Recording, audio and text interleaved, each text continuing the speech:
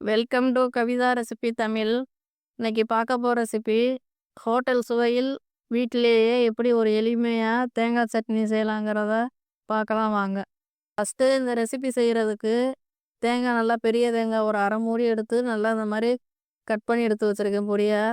நீங்கள் துருவி கூட எடுத்துக்கலாம். இந்த மாதிரி எடுத்து வச்சுருக்கேன். இதுக்கு தேவையான பொருள் இது கூட அரைக்கிறதுக்கு இப்போ பொட்டுக்கடலை. தேங்காய் அதிகமாக இருக்கணும், பொட்டுக்கடலை கம்மியாக இருக்கணும்.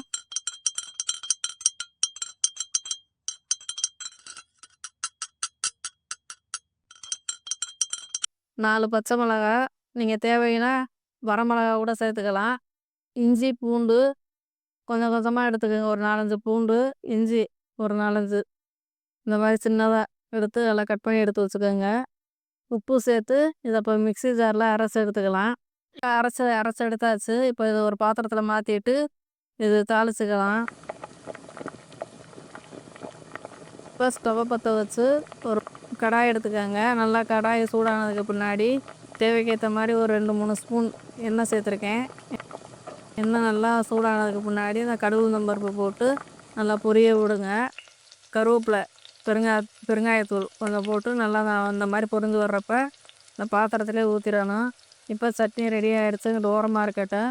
இப்போ இட்லி நம்ம அவிக்க போகிறோம். இட்லி 1 கிலோ அரிசி, நான் ரேஷன் அரிசி பாதி, இட்லி அரிசி பாதி எடுத்து ஊற வச்சு கழுவி நல்லா ஊற வச்சுக்கோங்க. ஒரு 4 மணி நேரம் ஊற வச்சுக்கோங்க. ஊற வச்சுட்டு அது கூட வெந்தயம் போட்டு ஊற வச்சுக்கோங்க.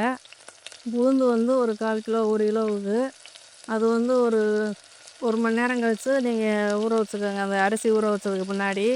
இப்போ அதை நல்லா இது கூட கொஞ்சம் கொஞ்சமாக அவல் சவ்வரிசி கூட நீங்கள் தனியாக அரைக்கிறதுக்கு முன்னாடி ஒரு பாத்திரத்தில் தனித்தனியாக ஊற வச்சு கூட அரைக்கலாம். நான் எதுவுமே சேர்க்கலை. நான் உளுந்து கம்மியாக இருந்துச்சுன்னா நீங்கள் இந்த மாதிரி கூட இதையும் சேர்த்து கூட அரைச்சிக்கலாம். நான் அதெல்லாம் சேர்க்கலை. இப்போ உளுந்து மட்டும்தான் சேர்த்து அரைச்சிருக்கேன்.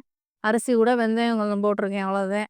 இப்போ இந்த அளவுக்கு அரைச்சி இந்த மாவு எடுத்து வச்சுருக்கேன். இப்போ இட்லி ஊற்றிக்கிடலாம். இப்போ உப்பு போட்டு நல்லா மாவை கலந்து விட்டு இட்லி மாவு எவ்வளோ தேவையோ அதுக்கேற்ற மாதிரி நல்லா கெட்டியாக இந்த அளவுக்கு இருக்கணும். இப்போ இட்லி பாத்திரத்தில் தண்ணி இந்த மாதிரி கொஞ்சமாக எடுத்துக்கோங்க. எடுத்து நல்லா தண்ணி கொதிக்கணும். கொதிச்சதுக்கு முன்னாடி தான் நம்ம இட்லி தட்டை வச்சு இட்லி ஊற்றணும். இப்போ இட்லி தட்டில் எண்ணெயை தடவி விட்டு இட்லி ஊற்றிக்கிடலாம். இந்த மாதிரி ஒன்றா ஊற்றி இட்லி ஒரு 10 நிமிஷம் நல்லா அப்படி வேக விட்ருங்க. ஸ்டவ்வை லோ ஃப்ளேமில் வச்சுட்டு. இப்போ ஒரு 10 நிமிஷம் ஆயிடுச்சு. இப்போ இட்லியை ஓப்பன் பண்ணி பார்க்கலாம். இப்போ இட்லி வந்திருக்கு. இப்போ ஆறுனதுக்கு முன்னாடி தட்டில் தண்ணியில் நல்லா ஸ்பூனை எடுத்து நல்லா நனைச்சிட்டு இந்த மாதிரி ஒன்றா எடுத்து வச்சுக்கோங்க. இப்போ ஒரு அருமையான ஒரு இட்லியும் தேங்காய் சட்னி ரெடி ஆயிடுச்சு. நீங்களும் இந்த மாதிரி உங்கள் குழந்தைங்களுக்கு அவசர வேலையில் ஒரே 10 நிமிஷம் ஆகாது. இந்த மாதிரி செஞ்சு விடுங்க. இதுக்காண்டி போய் ஹோட்டலில் வாங்க தேவையில்ல. இந்த மாதிரி வீட்டிலையே செஞ்சு விடுங்க. ரொம்ப நல்லாயிருக்கும். இந்த வீடியோ பிடிச்சிருந்தா லைக் பண்ணி ஷேர் பண்ணுங்கள். மறக்காமல் சப்ஸ்கிரைப் பண்ணிடுங்க.